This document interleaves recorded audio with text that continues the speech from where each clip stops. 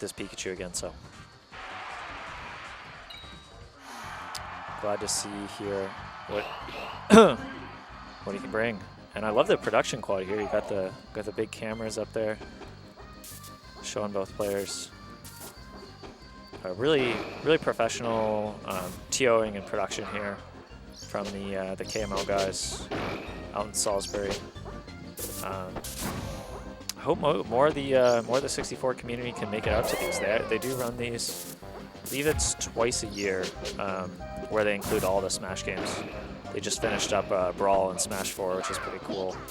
Apparently, there's a lot of people here that are in the Smash 4, so I always thought that was cool. You know, that game kind of got shut down abruptly when Ultimate came out.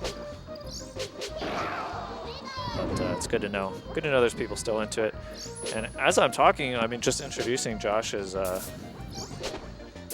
believe, already taken 2 quick stocks here. I think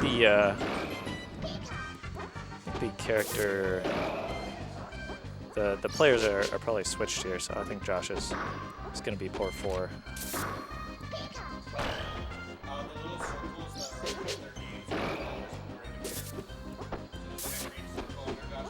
Yeah. The green means 4? Yeah. It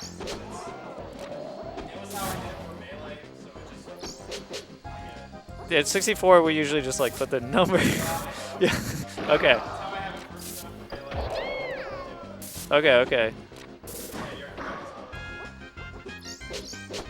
Yeah, but yeah, GT is green, the green skin. Okay. And anyway, the players are swapped. We're still getting the production here. You know, 64. Always a little challenging for the production teams that are used to other games, but we really appreciate like, the quality of the stream here and the quality of the tournament overall.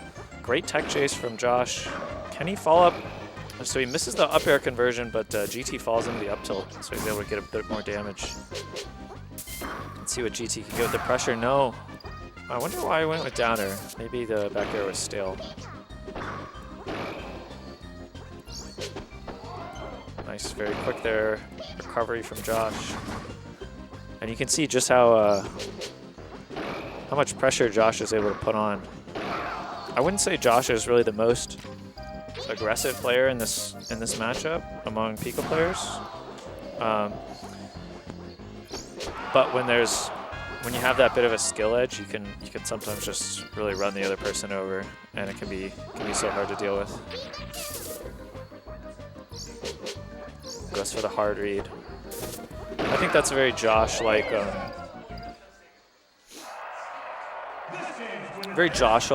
move, where you see where when he's confident, he's going to go for those hard reads. Goes for that runoff nair just to try to call out.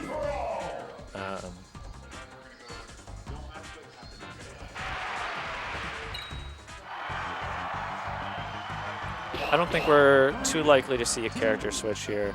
Josh definitely Pikachu solo main, and GT definitely Pikachu is his strongest character right now. We could see him switch to something, but I think ooh, unfortunate SD there from GT. I think in terms of you know, you want to get that practice against the top player in the Pikachu Doodle. There's no real reason to switch off.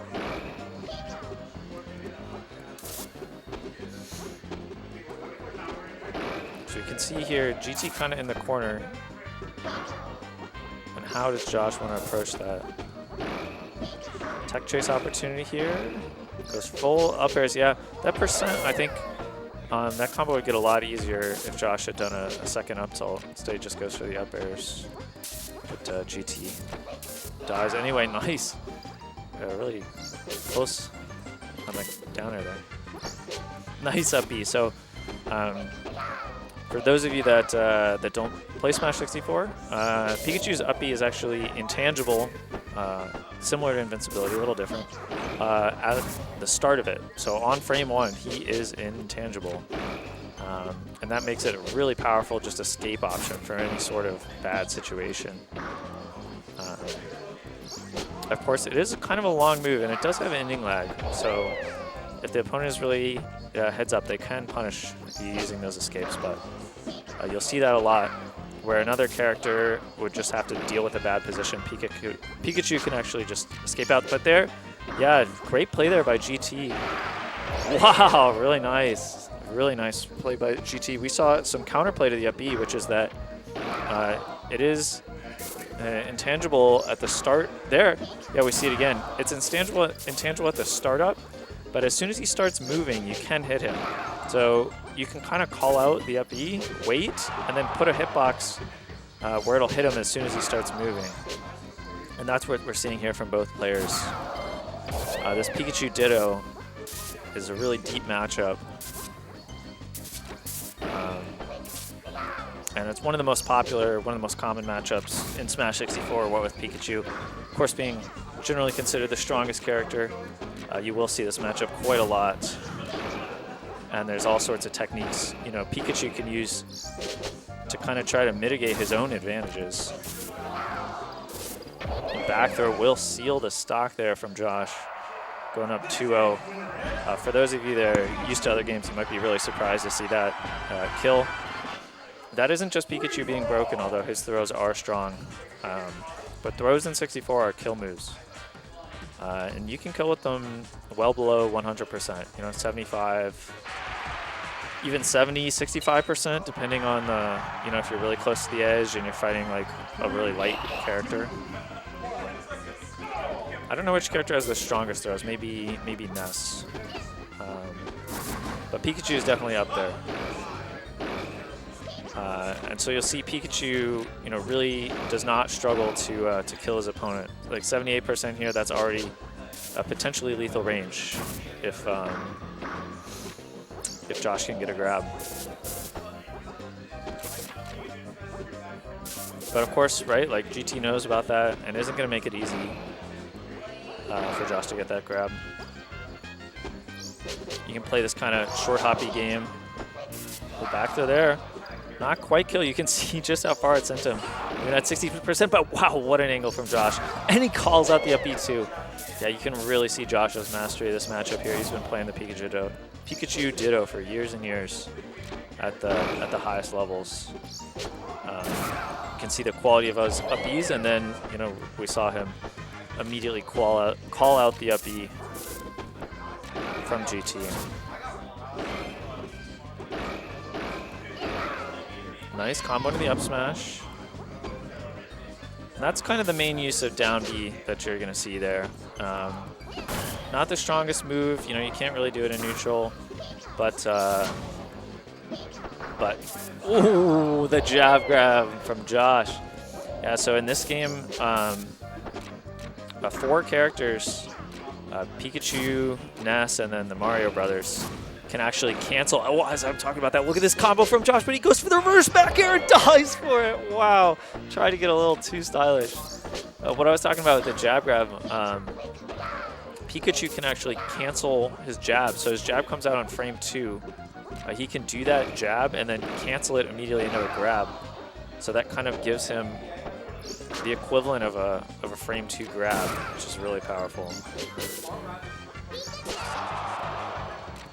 Oh, nice pressure there from Josh. You can see just how difficult it is to be in the corner, and that down B will kill off the top. Nicely done by Josh. This game is getting pretty close. GT had a phenomenal combo earlier. And his edge guarding has been strong too, but can he get the grab? Yeah, he does cancel, does a few jabs, and he finds the grab. That'll take the stock, and GT bringing this to last stock, game 3. This is his chance now. Get on the board.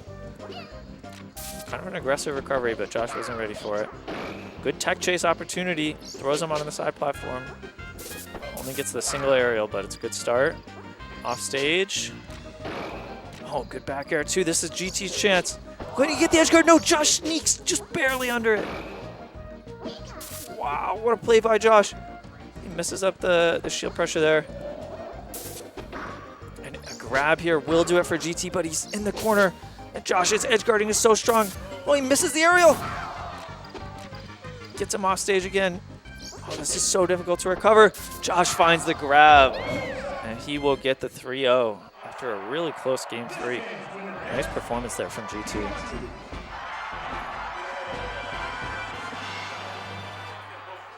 Good work. And this is losers quarters. So Josh will advance. GT, unfortunately, out of the tournament. And I think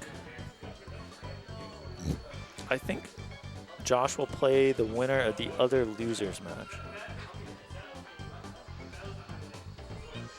I believe is what we're expecting here.